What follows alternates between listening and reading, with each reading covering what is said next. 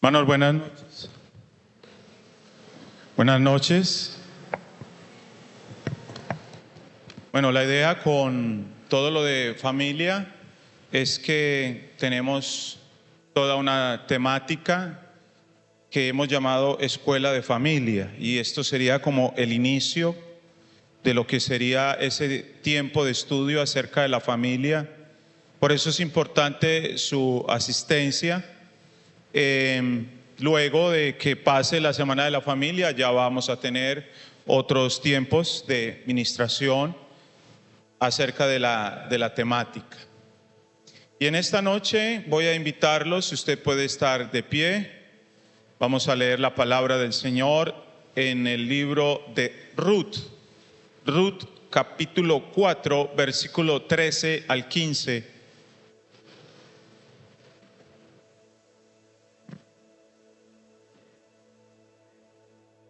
Si puede estar de pie, le agradezco. Dice la palabra del Señor: Booz pues tomó a Ruth, y ella fue su mujer, y se llegó a ella, y Jehová le dio que concibiese y diese a luz un hijo. Y las mujeres decían a Noemí: Loado sea Jehová, que hizo que no te faltase hoy pariente, cuyo nombre será celebrado en Israel, el cual será restaurador de tu alma y sustentará tu vejez, pues tu nuera, que te ama, lo ha dado a luz, y ella es de más valor para ti que 7 hijos. Señor, en esta noche pedimos que nos ministres, nos hables por tu palabra, bendito Dios y Padre. Por favor, Señor, glorifícate en esta hora, amado Padre Celestial. Y rogamos, Señor, que tu palabra llegue a lo profundo de nuestro corazón. Rogamos que derribes argumentos que se han sembrado en nuestra vida, Señor, y que es necesario que con la palabra y con el poder de tu Espíritu, Señor, sean removidos, sean quitados, oh Dios de los cielos. Padre, en el nombre de Jesús, trae libertad en la mente, en el corazón de tus hijos en este lugar, Señor. Y te ruego que me concedas gracia, unción, Señor, para ministrar a tu iglesia, a tu novia en esta hora, oh Dios soberano, en el nombre de Jesús. Amén y amén. Pueden tomar asiento. El título del mensaje en esta noche es El Dios que restaura tu alma. El Dios que restaura tu alma. Estaba mirando un poco la vida de Noemí. Normalmente cuando se lee este libro nos enfocamos mucho en la vida de Ruth, una mujer virtuosa como mismo la definen allí.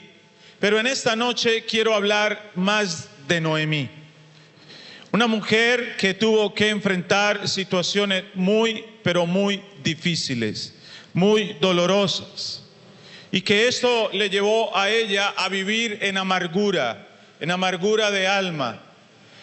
Y es interesante cómo esta mujer no veía lo que otros veían, no entendía lo que Dios estaba haciendo en su vida, hasta el punto que ella culpó a Dios de su infelicidad, culpó a Dios de su dolor y de todo lo que ella estaba enfrentando.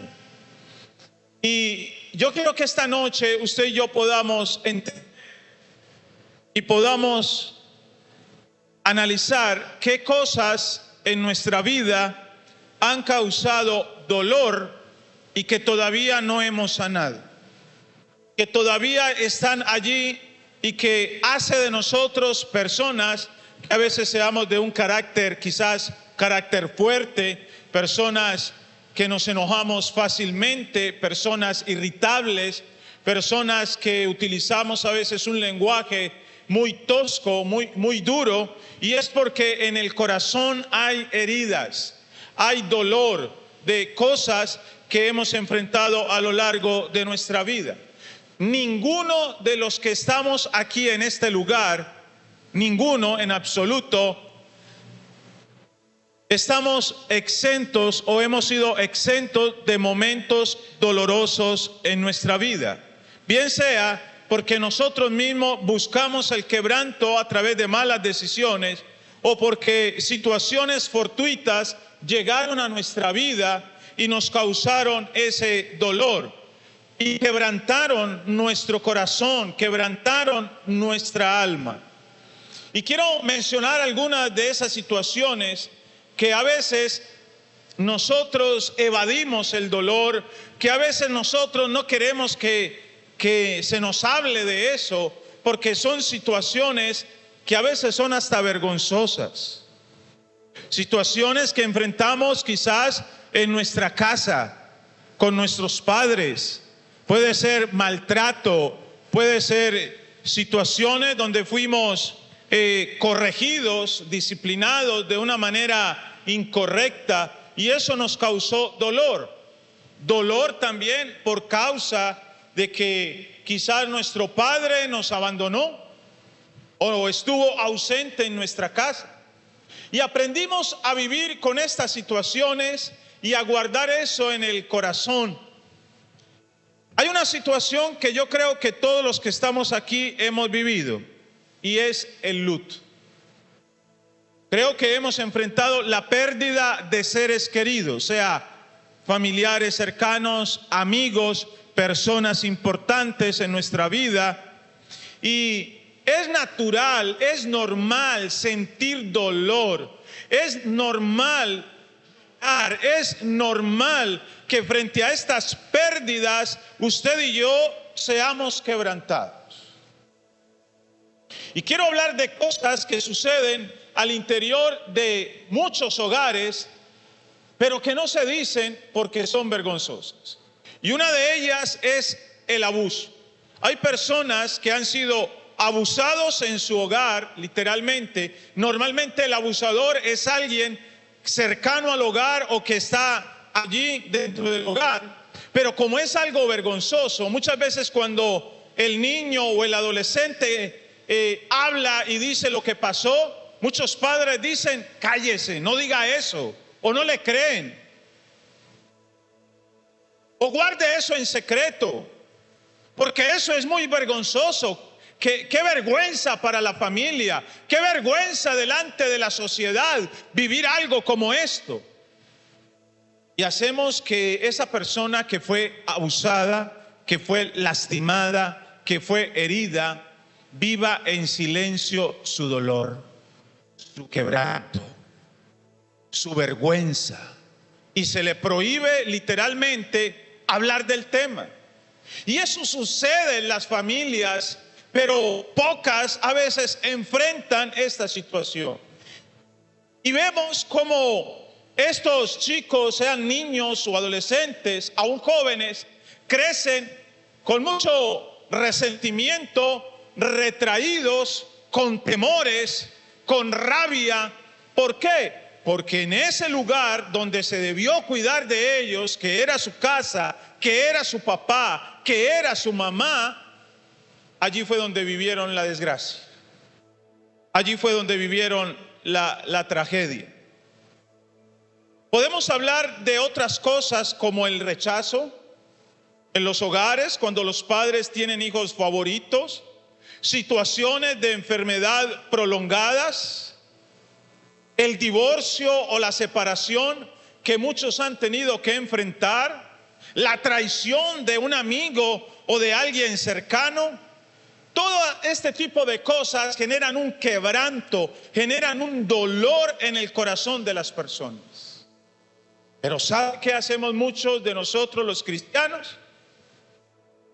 Todo está bien. Siempre estamos bien. Porque el cristiano no puede estar mal. Y literalmente haciendo algunas visitas con mi esposa, hemos encontrado familias donde nos han dicho eso. No, es que el cristiano tiene que estar bien. Pero cuando uno insiste en preguntar, ¿y cómo estás? ¿Y cómo está el hogar? ¿Y cómo está la familia? Entonces allí se abre un poco el corazón y nos damos cuenta que la situación no está bien.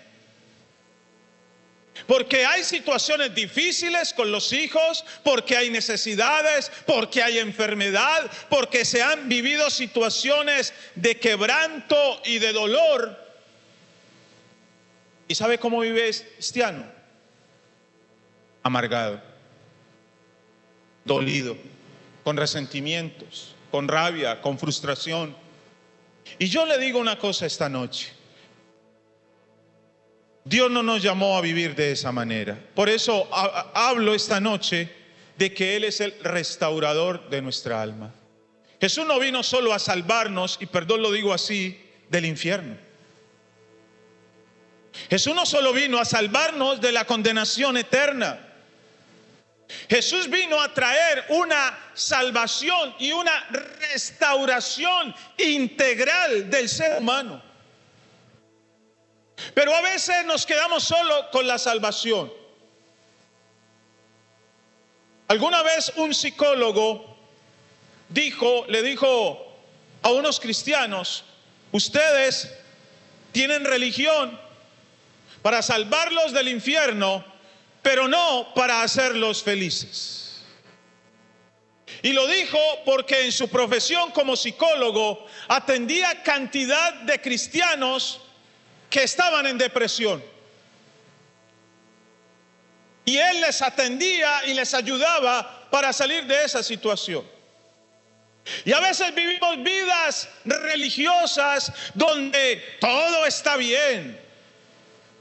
¿Cómo estás, hermano? Bien, bendecido, en victoria.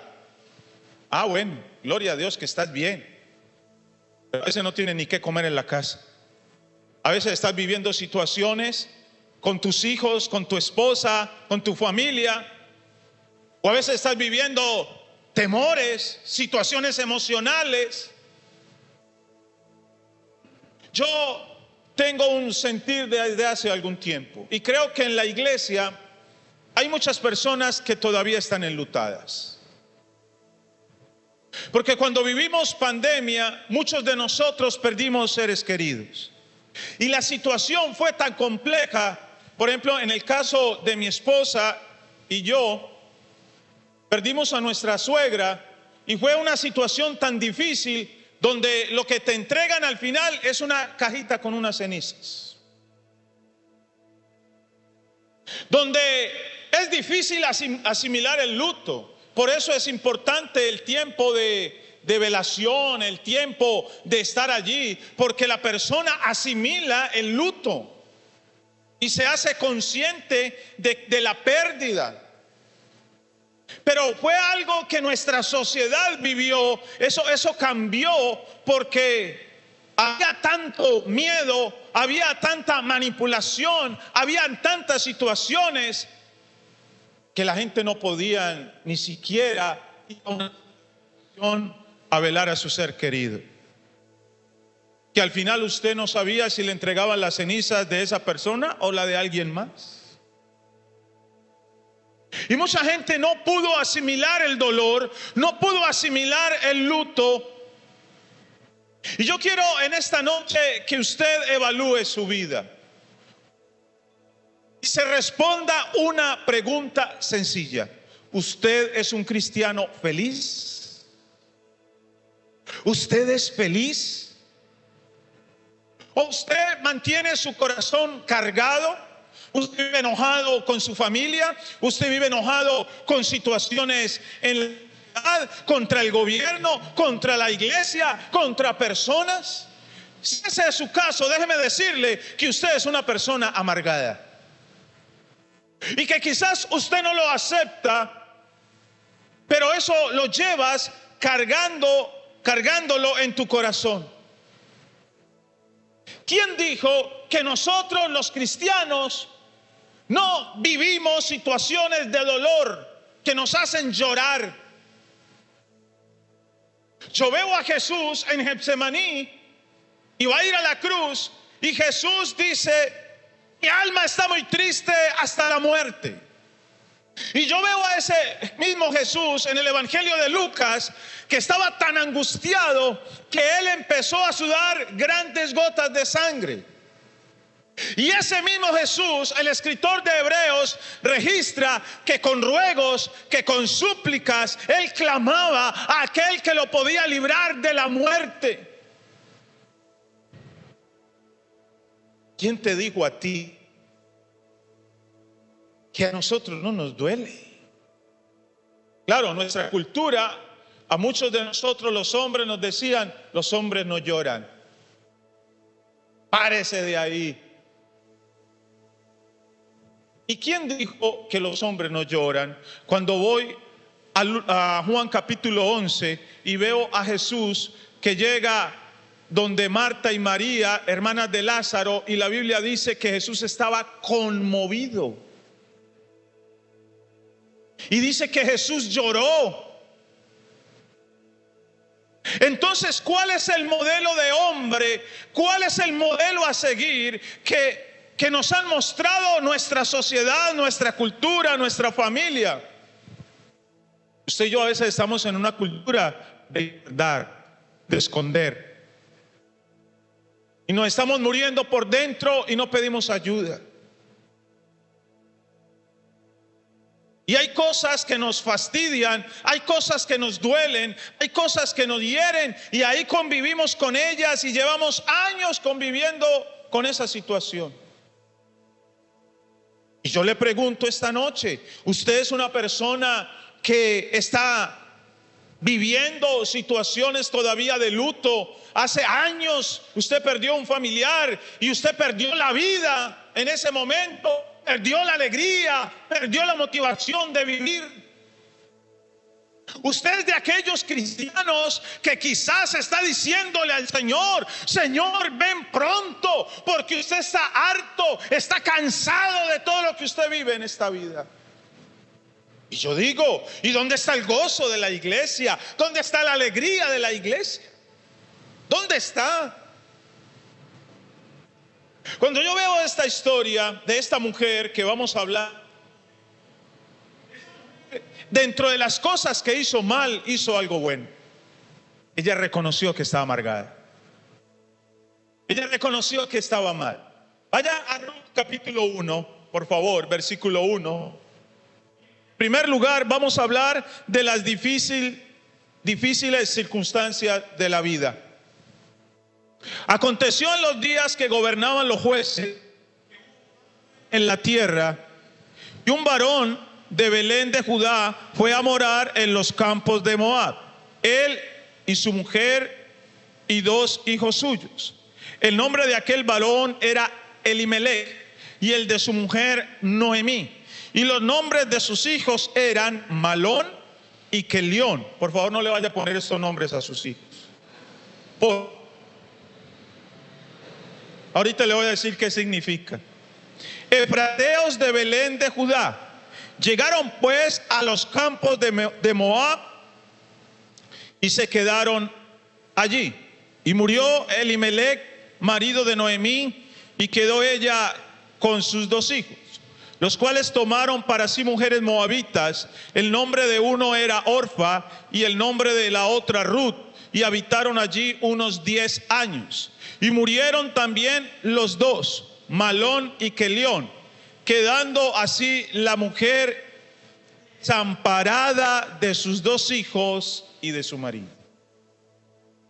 Y aquí vemos las difíciles circunstancias de la vida. Hay cosas que nos llegan, pero hay cosas que buscamos. Note que el contexto nos dice que en el tiempo en que gobernaban los jueces, era un tiempo oscuro para Israel. Era un tiempo difícil porque Israel entró en un círculo vicioso donde ellos, la Biblia dice que después de que murió y los ancianos, se levantó una generación que no conocía a Jehová. Entonces ya entra el periodo de los jueces. Y es una situación tan difícil porque había anarquía, cada cual hacía lo que quería. Entonces ellos pecaban, clamaban, Dios los escuchaba, Dios levantaba un libertador. Mientras vivía ese juez, ellos se comportaban bien. Moría el juez, volvían a la idolatría, a la apostasía, volvían a clamar y Dios volvía a responderles, y se convirtió esto en un círculo vicioso. Y en ese periodo, esta familia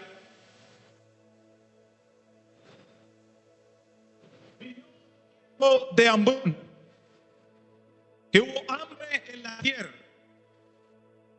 y un varón de Belén de Judá fue a morar en los campos de Moab, él y su mujer y 2 hijos suyos. La pregunta es, ¿hizo bien Elimelec en irse a Moab? La respuesta es no. No, porque ¿sabe qué quiere decir Belén? Belén quiere decir casa del pan. Él estaba en el lugar correcto. Y lo que vivieron fue a causa del pecado del pueblo. Y él se va donde los moabitas. ¿Sabe quiénes eran los moabitas? Eran descendientes de Lot con su hija mayor. La hija mayor, después del juicio de Sodoma y Gomorra, emborrachó a su papá, se acostó con él y quedó embarazada de él. ¿Cómo se llama eso? Incesto. Y de ahí nació este pueblo. Pero qué bonita familia. Enseguida lo volvieron a emborrachar al otro día. Y la hija, su papá, y de ahí nacieron los amalecitas. O sea, estos pueblos podemos decir que eran pueblos profanos, nacidos en medio de una maldición. Y allá se fue esta familia a habitar a ese lugar. Por eso hablo dentro de estas circunstancias difíciles que hay una mala decisión. Pero déjenme decirle algo esta noche. Todos aquí en algún momento hemos tomado malas decisiones. Pero Dios siempre saca lo mejor de nosotros. Ese es nuestro Dios. Y al final de esta historia, usted y yo vamos a ver la soberanía, la bondad, la misericordia de Dios. En segundo lugar, dentro de estas circunstancias difíciles, el punto B sería el dolor de la pérdida. Dice que el nombre de aquel varón era Elimelec y el de su mujer Noemí. Y los nombres de sus hijos eran Malón y Kelión, efrateos de Belén de Judá. Llegaron pues a los campos de Moab y se quedaron allí. Ahora, le explico algo acerca de estos nombres, porque los nombres aquí en esta historia son muy determinantes. Elimelec, para usted que está tomando nota, quiere decir mi Dios es rey. ¿Para cuántos aquí Dios es rey? ¿Y para cuántos aquí Dios es su rey? Amén. Dios es nuestro rey. Noemí, oiga, este nombre sí que es bien, pero bien interesante. Viene del hebreo Noomi, que ¿sabe qué quiere decir? Placentera. O sea, Noemí era una mujer que producía placer. También se traduce de otra raíz que es Noam, simpatía, deleite, esplendor o gracia. Ojo, tenga presente esta definición de esta mujer. Placentera, deleite, esplendor o gracia. Pero hay una raíz en el hebreo, no es que yo sepa hebreo, sino que hay algunas herramientas que nos ayudan para encontrar el significado de algunos términos. aparece también un término que es Naem. ¿Y sabe qué significa Noemí allí? Dulce,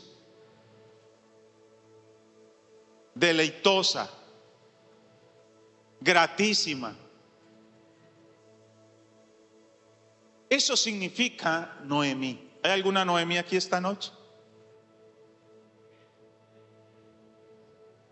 Bueno, Kelión, recuerde que así se llamaba uno de los hijos, significa desfallecimiento o destrucción. Y Malón era malón. Era malón y por eso murió. Significa enfermo, desgastado o débil. ¿En qué estaban pensando esos papás cuando le pusieron esos nombres a sus hijos? Eso pienso yo cuando veo unos nombres por ahí que yo digo, ay, Dios mío, este es un sin tocayo. No hay nadie que llame como él. Entonces, este Malón se llamaba enfermo. Cuando lo llamaban, quería decirle, enfermo, venga, débil, venga para acá. Y me imagino que León, ¿cómo era? El destructor, todo lo que cogía lo dañaba.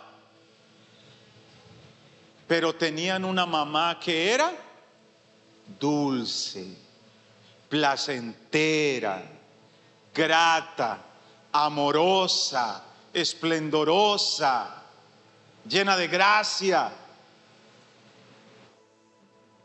Entonces, la Biblia dice acá que murió Elimelech y quedó ella con sus 2 hijos en el verso 3. Entonces está, ojo, mire lo que esta mujer está enfrentando.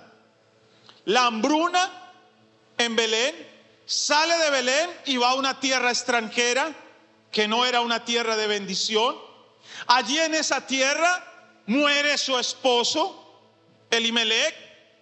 Allí en esa tierra sus 2 hijos se casan con mujeres moabitas que no podían hacerlo, no debían hacerlo, no debían mezclar el linaje, pero lo hacen. Y allá esos muchachos también murieron. Dice que habitaron unos 10 años y murieron también los 2, Malón y Kelión, quedando así la mujer desamparada de sus 2 hijos y de su marido. Hermanos, para una mujer en ese tiempo estar viuda, sin hijos, ahí sí literalmente está embalada. Estaba sola. Porque era una sociedad machista, porque era una sociedad bien complicada en aquel tiempo. Era estar desprotegida. Era estar a lo que la gente hiciera por ella. Y esa es la situación que está viviendo Noemí. Ahora,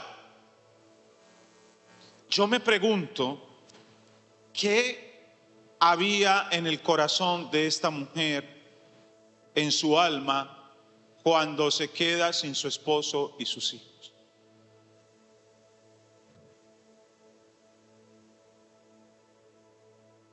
¿Qué había en su corazón? ¿Qué hay en el corazón de aquellos que han perdido seres queridos tan importantes, tan cercanos, tan amados? ¿Qué pasa en una vida en un momento así? Ella enfrentó una pérdida tremenda, un luto donde ella queda totalmente desamparada. Esa es la situación, ojo, que ella está enfrentando. Yo pregunto, ¿cuál es tu situación? ¿Qué has enfrentado tú? ¿Qué has perdido tú? ¿Qué has vivido que te ha causado dolor, quebranto? ¿Qué? En segundo lugar, voy a hablarles de la vergüenza de regresar a casa con las manos vacías. Esta mujer toma una decisión, versículo 6 hasta el versículo 8. Entonces se levantó con sus nueras y regresó de los campos de Moab, porque oyó en el campo de Moab que Jehová había visitado a su pueblo para darles pan. Yo pregunto, ¿le fue bien a Noemí y a su familia saliendo de su tierra? ¿Ah? ¿Le fue bien? Para nada. Note cómo hay un tiempo y dice que Dios visitó a Israel nuevamente. Claro, seguramente ya vino nuevamente la lluvia y ya se pudo volver a sembrar, a producir. Y dice, qué expresión tan bonita. Jehová había visitado a su pueblo para darles pan. ¿Cuántos aquí somos alimentados por el Señor? ¿Usted cree eso? ¿Usted cree que es Dios quien le da la capacidad para producir y quien pone el alimento en su mesa? Y dice, salió pues del lugar donde había estado y con ella sus dos nueras. Y comenzaron a caminar para volverse a la tierra de Judá. Yo le pregunto, ¿cómo se sentía Noemí? Quizás, yo no sé si usted vivió esto, pero en algún momento en su niñez o en su adolescencia, usted peleó con sus padres. Y usted enojado dijo, yo me voy, y salió de su casa enojado. ¿Y sabe qué pensaban nuestros papás? Él tiene que volver. Él tiene que volver aquí. ¿Sabe qué decía mi mamá? Las gallinas se cogen en el corral. No se preocupe que él vuelve acá. Y cuando volvíamos, porque nos acosaba el hambre o porque llegaba la noche y qué miedo en la noche, había que volver a la casa con la cabeza agachada a esperar la corrección. Pues aquí vemos a Noemí. Ella tiene que volver a su tierra después de 10 años. Con dos mujeres viudas, sus nueras. Y en el verso 8 dice, Noemí dijo a sus dos nueras, andad, volveos cada una a la casa de su madre.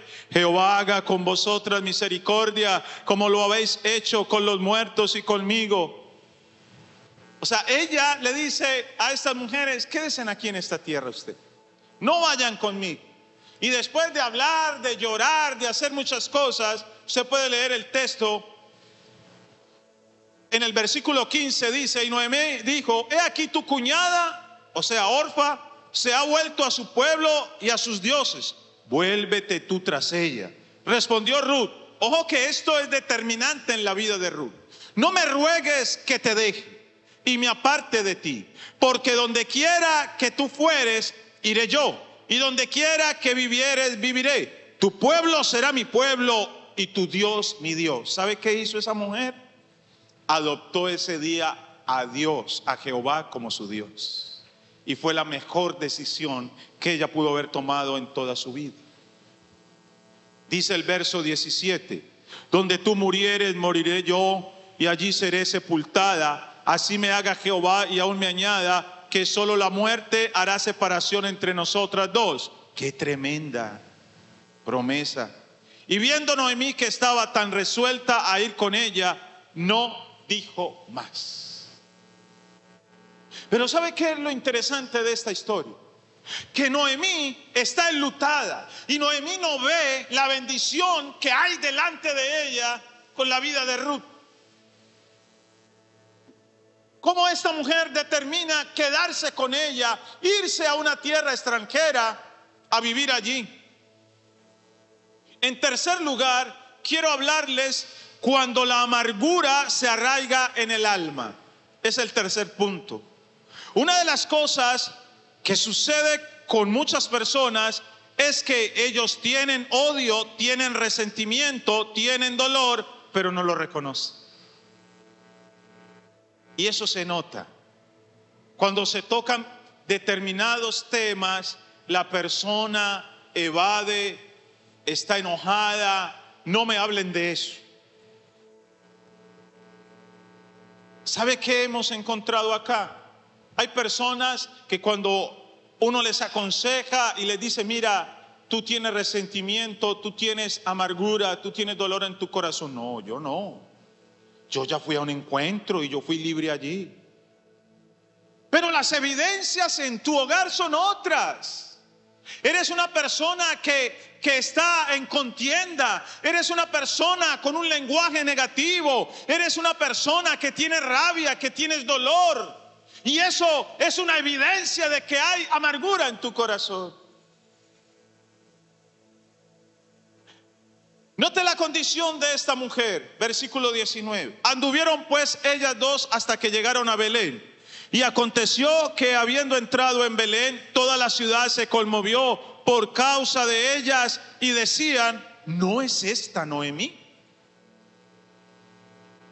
Imagínense que alguien reconocido de acá de Sahagún se va y dice, yo me voy de este pueblo, aquí no hay futuro para mí, aquí no hay nada para mí, yo no vuelvo a este lugar.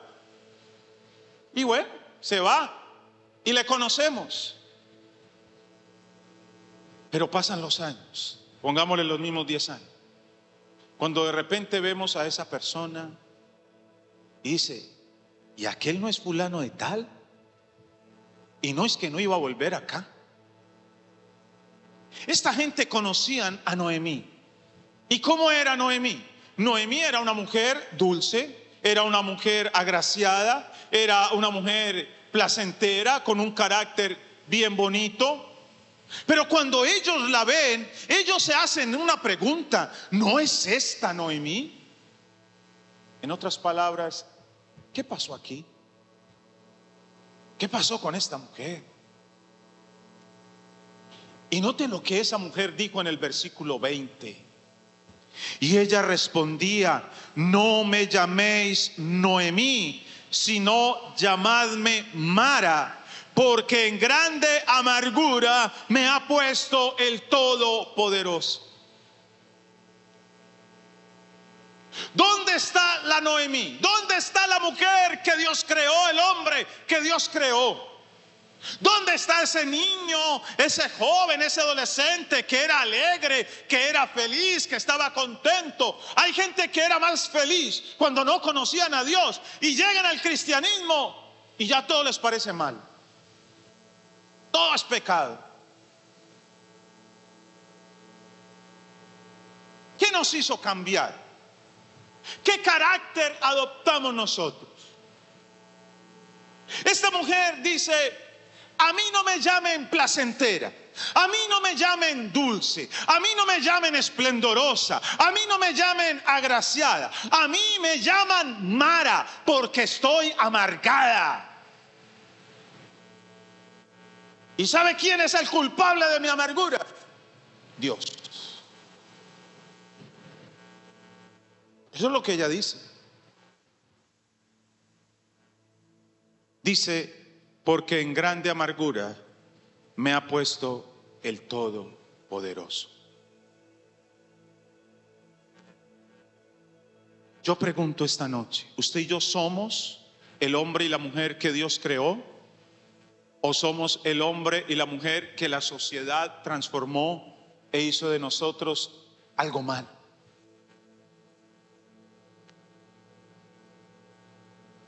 A mí no me llamen así. Eso fue en el pasado. Es triste y es doloroso, pero es la realidad ver a padres amargados con sus hijos. Porque sus hijos no cumplen tus expectativas. Porque ellos no estudiaron lo que tú querías, porque ellos no se comportan como tú esperas o como tú quieres. Y a veces padres están enojados y han declarado con su boca cosas, maldiciones en contra de sus hijos. Porque están amargados con sus hijos. Hay esposos que viven bajo el mismo techo, pero están amargados el uno con el otro. Y quizás no se separan porque ¿qué dirán? Nosotros que vamos a la iglesia y separarnos. Qué pena, qué vergüenza. Y vivimos de una apariencia.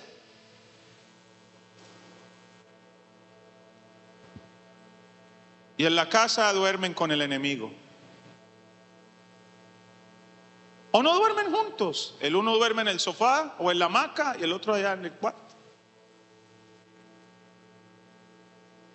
Note el lenguaje de un amargado. No me llaméis Noemí.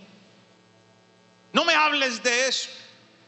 No me hables de ese pasado. Eso fue hace mucho tiempo. Eso era cuando yo era joven y bella, diría ella. Llámame Mara. Mara quiere decir amargura o amargada. La persona amargada le echa la culpa a otros de su infelicidad. La persona amargada es infeliz y hace infelices a los que están en su entorno, porque siempre ve lo negativo. En este caso, esta mujer dice, es Dios. Quizás vivimos tragedias, pérdidas. Hay gente que está enojada con Dios porque se le murió la abuela, la mamá, el hermano.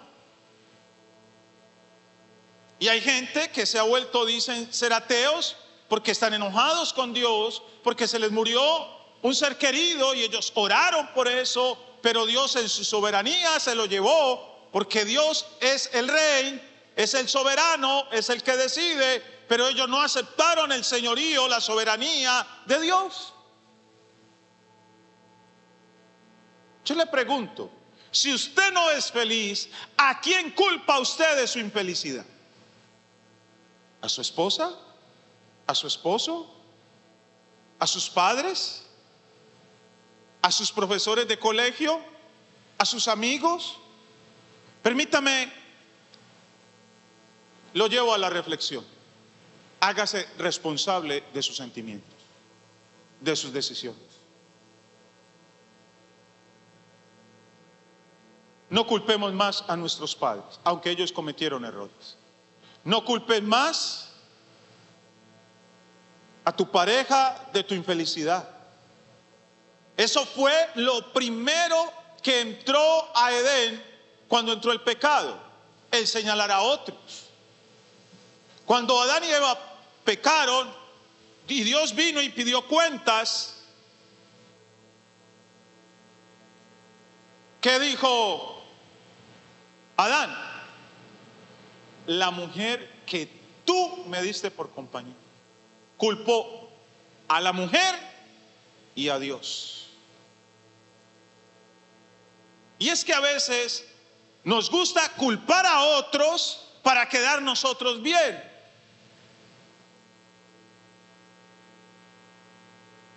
Esta mujer culpó a Dios. Pero ¿sabe qué? Yo admiro algo de esta mujer, que tuvo la valentía de decir. Hay personas que están enojadas con Dios, que están enojadas con otras personas y no lo reconocen. No, yo estoy bien. Las personas amargadas son personas que utilizan un lenguaje negativo, despectivo. No se ven algo bueno en ellas mismas. Note que ella dice, no me llamen Noemí. Yo no soy Noemí, yo soy Mara. Yo pregunto, ¿cómo la veía Dios a ella? ¿Cómo la creó Dios?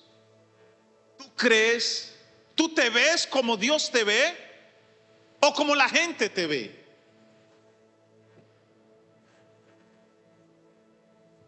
¿Tú te ves como alguien que está siendo transformado por Cristo, o simplemente todo el tiempo te ves tus debilidades, tus defectos, te culpas del pasado, te culpas de tus decisiones, vives en condenación, hablas un lenguaje negativo. Déjame decirte, hay algo mal en tu corazón.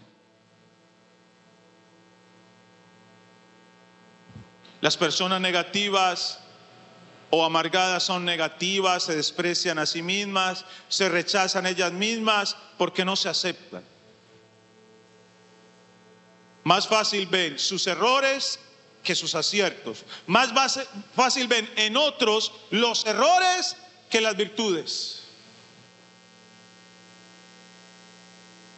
Y como lo dije hace un momento, el amargado culpa a otros de su infelicidad, de sus desgracias, y en muchos casos culpa a Dios.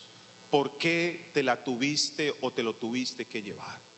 ¿Por qué no lo sanaste? ¿Por qué no me diste ese empleo? ¿Por qué me tuvo que abandonar? ¿Por qué me tuvo que ser infiel? ¿Por qué me tuvo que maltratar? Y a veces tenemos una cantidad de preguntas.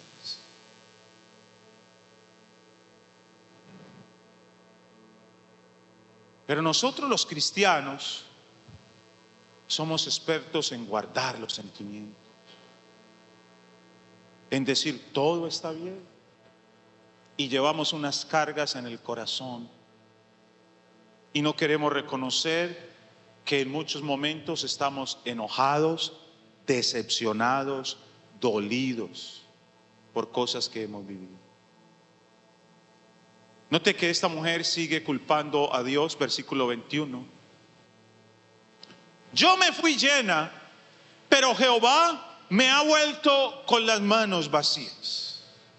¿Por qué me llamaréis Noemí? ¿Por qué me llamaréis dulzura, ternura? Ya que Jehová ha dado testimonio contra mí y el Todopoderoso me ha afligido.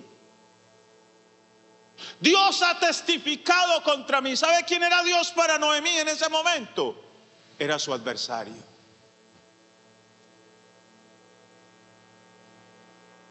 Dios era el culpable de su desgracia.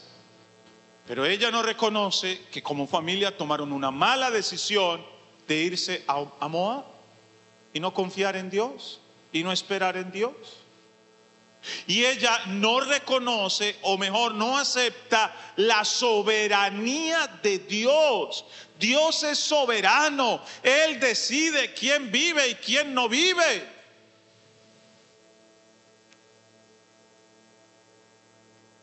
Y ella dice, me fui llena, pero Jehová me ha vuelto con las manos vacías. Ella tiene tanto dolor que sigue culpando a Dios. Y está diciendo, Dios me lo quitó todo. Jehová me ha vuelto con las manos vacías. ¿Quién es el culpable de lo que llevas en tu corazón? ¿Quién es el responsable de lo que hay internamente en tu vida, en tu alma? Dios. Dios.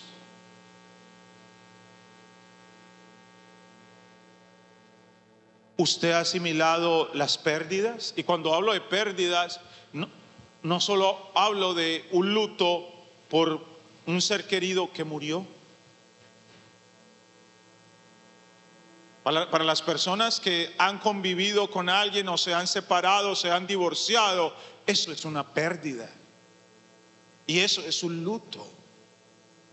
Pero no, yo estoy bien, ya me libré de ese o de esa, estoy bien. Estás bien mal.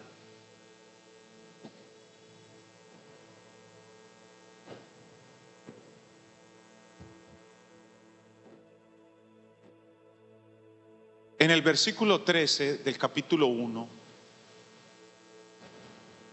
ella le dijo a sus nueras, en la parte B de ese versículo, no, hijas mías, que mayor amargura tengo yo que vosotras, pues la mano de Jehová ha salido contra mí. Ojo con esto que esta mujer dijo.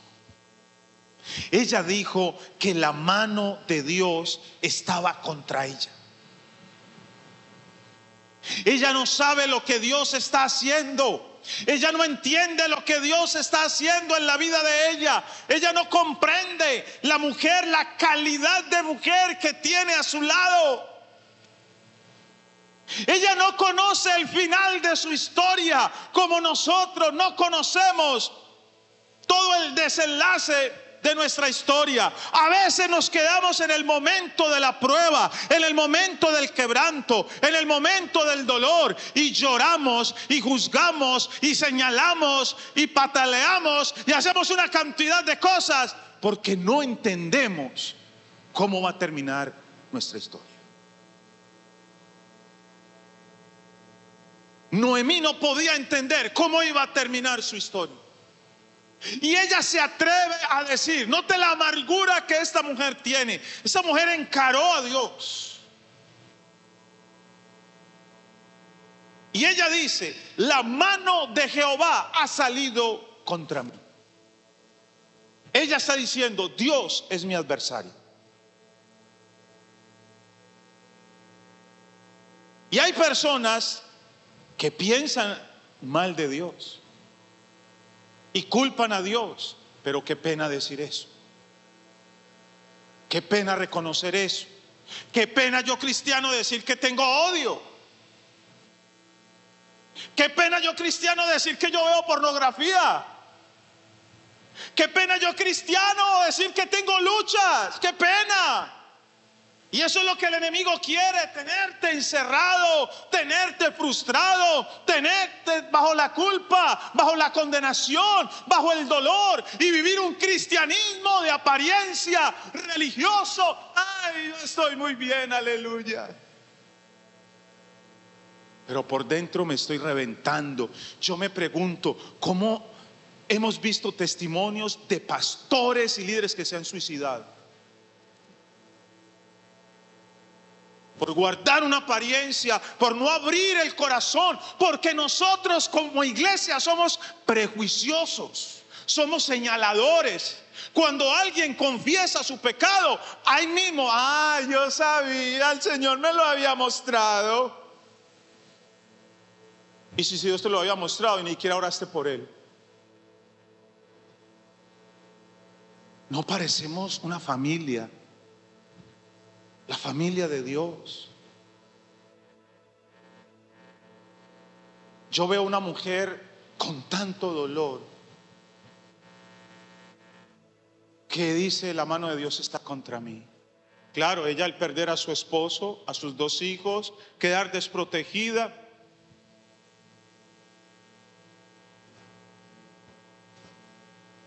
Déjeme decirle lo siguiente. Noemí representa una realidad espiritual de muchos que se alejan de Dios.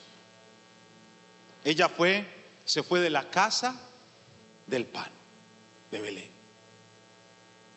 Y ella se fue a buscar recursos con su familia a otro lado. Y allá no encontró absolutamente nada. Quien ha conocido al Señor y se aleja de Él, vive en amargura. ¿Y sabe cuál es la evidencia? Empieza a señalar la iglesia, empieza a señalar los cristianos, empieza a señalar los líderes, empieza a señalar a todo el mundo y muchas veces empieza a hablar mal de la Biblia.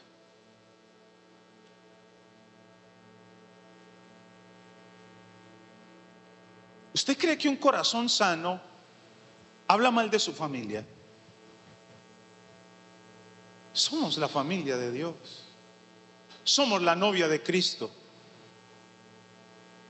Algo está mal en nuestro corazón. Hay alguna herida, hay algún resentimiento, hay algún dolor, hay algo que está mal en nuestra vida que nos lleva a ser así. Y por favor, no sigamos guardando, no sigamos escondiendo, no sigamos diciendo, ay, yo estoy muy bien y por dentro me estoy reventando.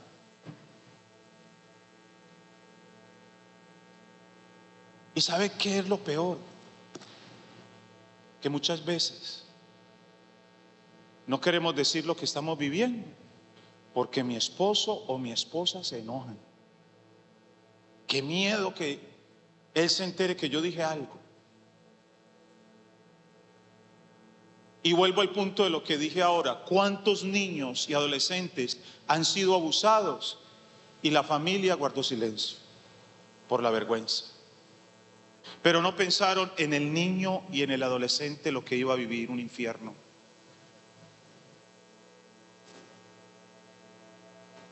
Por estar guardando una apariencia.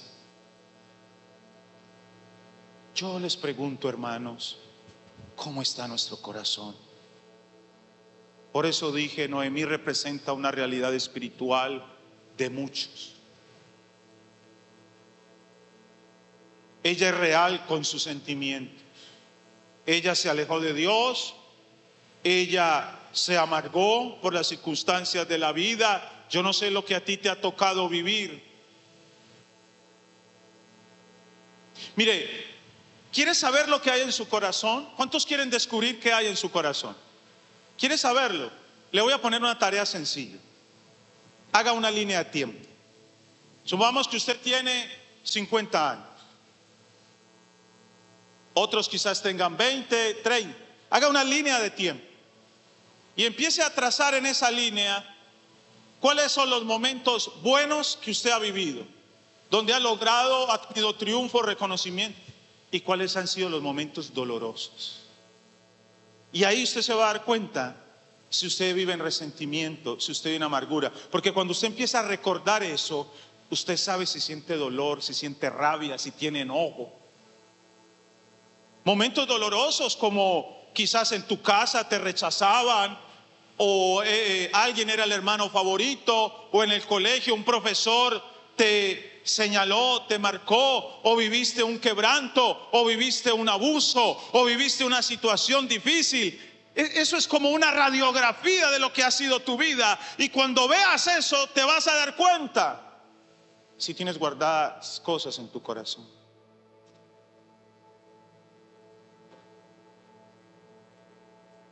Noemí no puede verse su dulzura, su gracia. Noemí tenía un concepto totalmente equivocado de quién era ella ya. No puede ver nada bueno. Ella solo ve que Dios está contra ella. Ella dice, ¿por qué me llamaréis Noemí? Ya que Jehová ha dado testimonio contra mí y el Todopoderoso me ha afligido.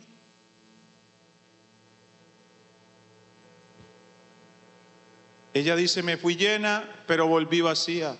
Jehová ha testificado contra mí. Note la culpa que esta mujer guarda, pero no el reconocimiento de sus errores. Ojo con lo que le voy a decir. Hay gente que Dios humilla, pero ellos no se humillan. Permanecen en una posición rígida. Cuando la Biblia dice que Israel era duro de cerviz, era de cuello erguido. No bajaban la cabeza, a pesar de que Dios en muchos momentos permitió el quebranto, a pesar de que vivieron en la esclavitud. Hay gente que Dios permite que vivan situaciones de quebranto porque no hay otra manera de enseñarles, pero ellos, en vez de sensibilizarse frente a Dios, humillarse frente a Dios, se llenan de soberbia, de arrogancia. Aquí vemos a una mujer humillada, quebrantada. Noten el versículo 22, dice, así volvió Noemí y Rut la moabita, su nuera, con él. La pregunta es, ¿cómo volvió Noemí? Volvió avergonzada, amargada, llena de culpa, llena de dolor, sin entender lo que estaba pasando en su vida, culpando a Dios de lo que estaba pasando. Pero ella volvió. Ella volvió al lugar donde tenía que estar. Ella tenía que volver a Belén, a la casa del pan. Ella tenía que volver a su tierra. El asunto no es que me equivoqué. El asunto es volver a Dios, volver a su presencia, volver al secreto, volver a estar con Él.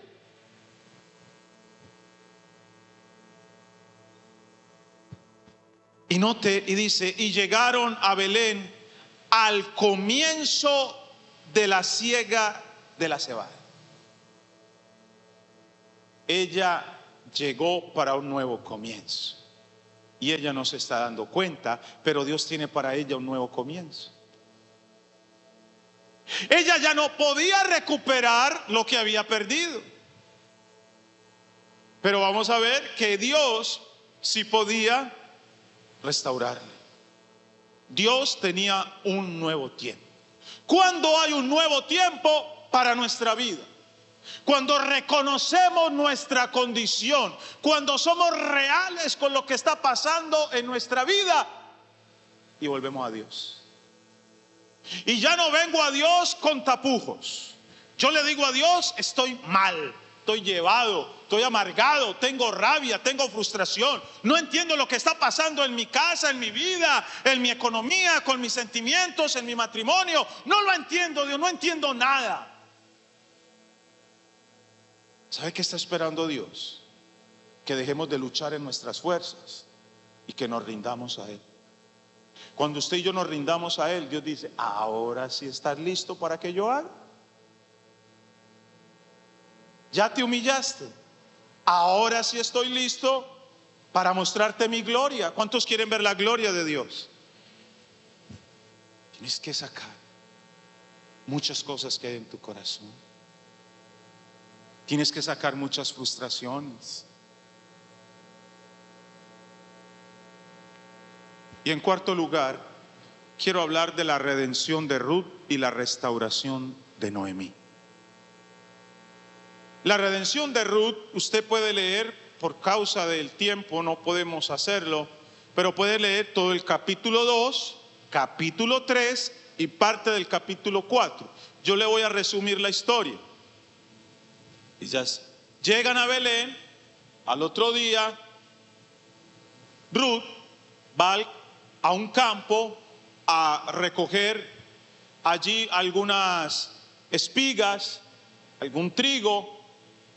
Y cuando ella llega allí, resulta que el dueño de eso era un hombre llamado Booz, que era un hombre buena gente. Y Noemí le dijo, ¿dónde estuviste hoy? En los campos de un señor que se llama Booz. Ese hombre te puede redimir. Es un familiar un poquito lejano, pero él puede redimirte. Y eso parece ya una serie ahí, una historia de amor, que usted se la puede leer. Finalmente, lo que quiero decirle es que él redime a Ruth porque se casa con ella. Era darle lugar, ojo, a una mujer extranjera, a una mujer desamparada, a una mujer que en ese contexto judío no tenía oportunidad, pero Dios es tan soberano que esa mujer quedó en la genealogía de Jesús. Que esa mujer es una mujer importante dentro del pueblo judío o dentro del pueblo cristiano. Entonces, la vergüenza de estar desamparada, de tener que salir a un campo a mendigar, a buscar qué le dan, todo eso, este hombre quita esa vergüenza. Este hombre la redime. Es lo que el Señor ha hecho con nosotros, y le da una dignidad y le da un lugar y la toma por esposa.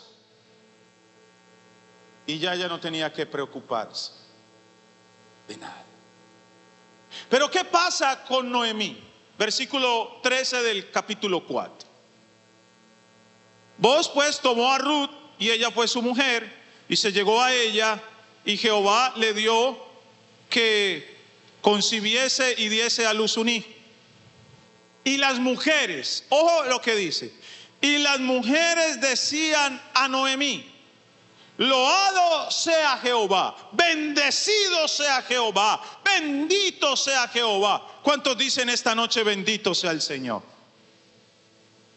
Que hizo que no te faltase hoy pariente, cuyo nombre será celebrado en Israel, el cual será restaurador de tu alma y sustentará tu vejez, pues tu nuera que te ama lo ha dado a luz, y ella es de más valor para ti que 7 hijos.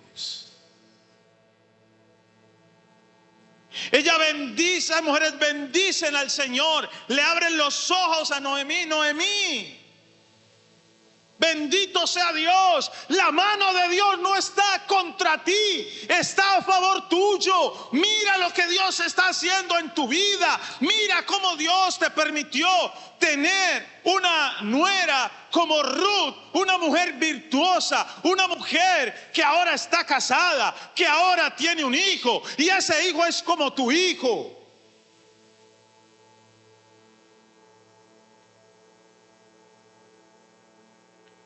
La mano de Dios no estaba contra ella. Dios la estaba llevando por un camino que ella no entendía. Dios la estaba llevando por un camino de restauración. Dios la estaba llevando por un camino de restitución, de bendición. Y a veces nosotros estamos orando a Dios por cosas y Dios no nos ha respondido, y estamos a veces con rabia, estamos molestos y diciéndole: Señor, pero ¿cuándo? ¿Hasta cuándo, Dios? Y Dios: espérate un momento, todavía tienes que pasar por este proceso un poquito más, espérate. Entonces, Dios es el restaurador de Noemí. Dios es el restaurador de nuestra vida. Dios quiere, el término restaurar es volver a llevar al mismo lugar como éramos originalmente. Dios no quiere cristianos amargados. Dios no quiere cristianos enojados. Dios no quiere cristianos llenos de resentimiento, llenos de argumento. Dios no quiere eso. Dios quiere una iglesia libre y sana. Dios quiere eso. Loado sea Jehová, alabado sea Él, el cual será el restaurador de tu alma. ¿Quién es el restaurador de tu alma? Colócate de pie. ¿Quién es el restaurador de tu alma? Y escucha esta belleza. Y sustentará tu vejez.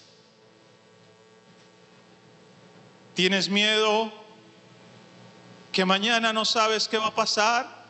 ¿Qué vas a comer? ¿Tienes miedo que han pasado los años y no tienes una pensión, y no tienes un ahorro, y no tienes muchas cosas? Pues si ya no lo tienes, no puedes vivir en la condenación. Si no lo tienes, tienes que vivir en la confianza de que Dios va a proveer, de que Dios te va a sustentar. Él es tu sustentador, pero Él es tu restaurador. Mire lo que estas mujeres le dicen a Noemí: el cual será el restaurador de tu alma. Noemí, tu alma está amargada. Tú estás amargada, Noemí, pero Él te restaura. Y tú puedes haber vivido lo más duro, las decepciones en esta vida, el ser defraudado por personas, el ser herido el ser abusado, el ser dañado, cosas que tienes guardadas y que solamente tú las tienes ahí. Pero Dios te puede restaurar. Dios te quiere sanar. Él. Y Dios está listo para sustentarte. ¿Cuántos hijos de Dios hay aquí en esta hora? ¿Seguro? ¿Y usted cree que papá Dios le va a dejar morir de hambre? ¿Cuántos aquí tenemos hijos? Levante la mano. ¿Usted dejaría a sus hijos morir de hambre?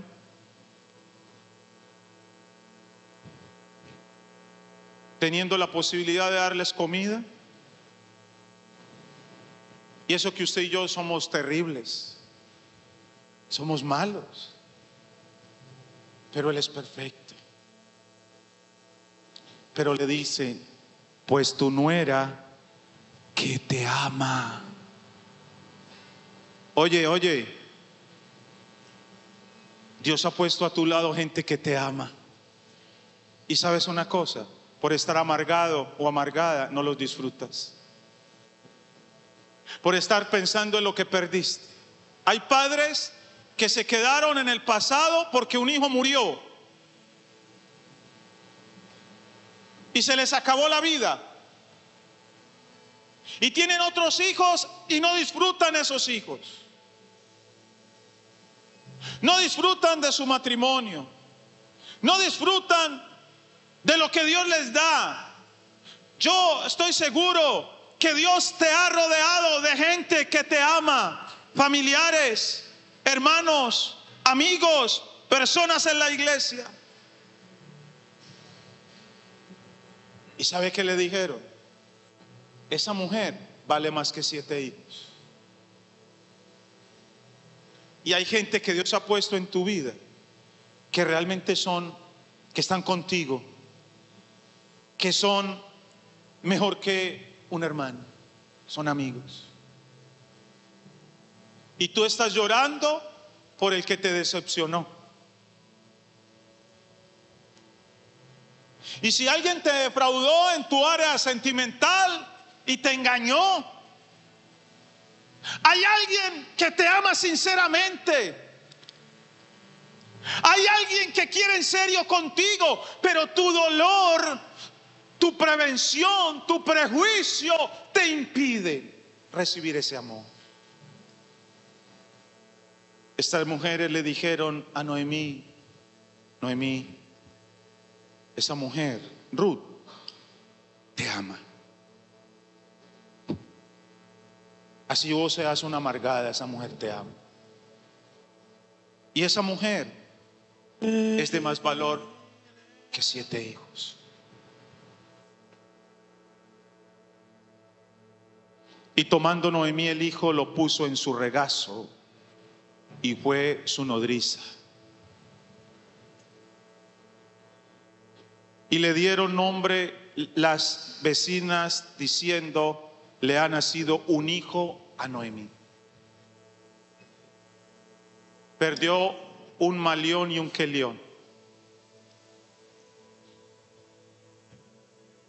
Y el Señor le dio un Obed, que fue el abuelo del rey David.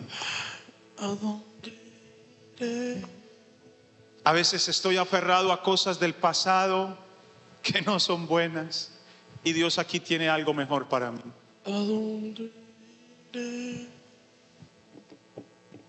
Iglesia,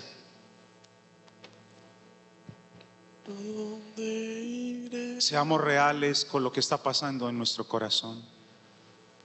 Seamos reales con lo que está pasando en nuestra vida.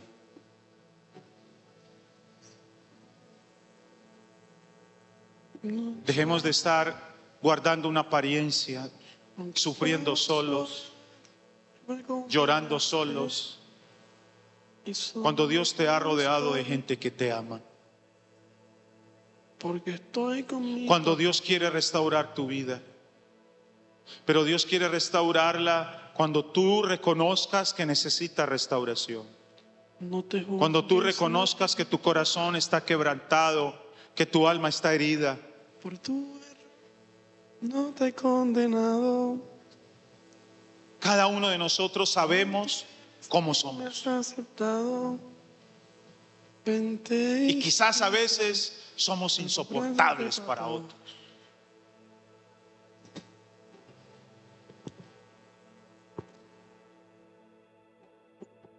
Usted y yo sabemos cómo hablamos, qué sale de nuestra boca. Palabras de bendición, palabras de ánimo, palabras de ayuda, palabras que edifican, o palabras de juicio, palabras de crítica, palabras de dolor. Cierra tus ojos un momento esta noche.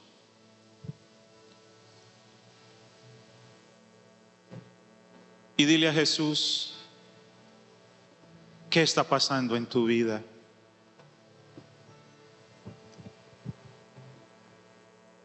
Te lo digo de una manera personal. No es fácil someternos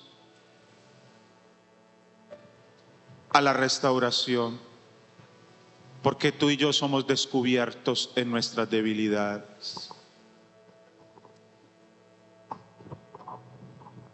Pero ¿sabes qué dice el Señor en su palabra? Bástate mi gracia, porque mi poder se perfecciona en tu debilidad. Cristo no vino a señalar tus debilidades. Cristo vino a mostrar su poder en tus debilidades. Y el apóstol Pablo entendió también esto, que dijo, entonces más bien voy a gloriarme en mis debilidades. Usted sabe lo que está guardando. Usted sabe lo que está llevando en su corazón. Usted sabe lo que ha pasado en su vida. Usted sabe si su hogar solo es una apariencia.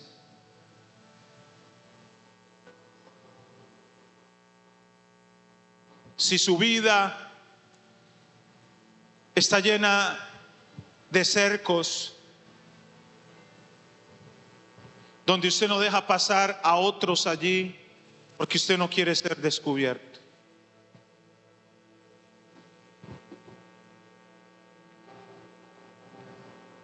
En esta noche, Dios quiere que tú y yo reconozcamos nuestra condición. ¿Cuál es tu condición? ¿Cuál es tu condición? Noemí dijo, estoy amargada. Y la mano de Dios está contra mí. ¿Sabes qué me asombra? La paciencia de Dios. Dios no dijo nada. Dios no le reclamó nada. Dios no envió un profeta para decirle, Noemí, así te dice el Señor, tú estás equivocada. Dios no dijo nada. Dios estaba haciendo una obra, Dios estaba haciendo un trabajo en ella y la fue llevando, y fue doloroso, y vivió el quebranto, y vivió la humillación, y vivió la vergüenza. Pero al final,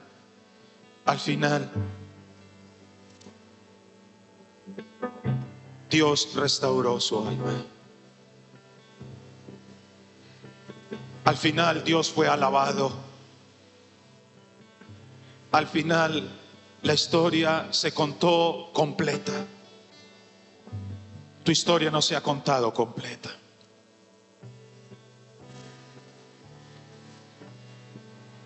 Y esta noche, si tú quieres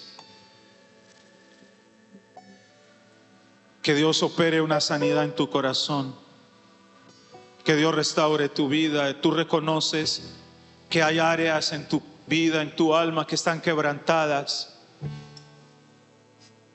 y tú quieres venir a Dios como lo hizo esta mujer, humillada, con vergüenza, con argumentos, pero vino.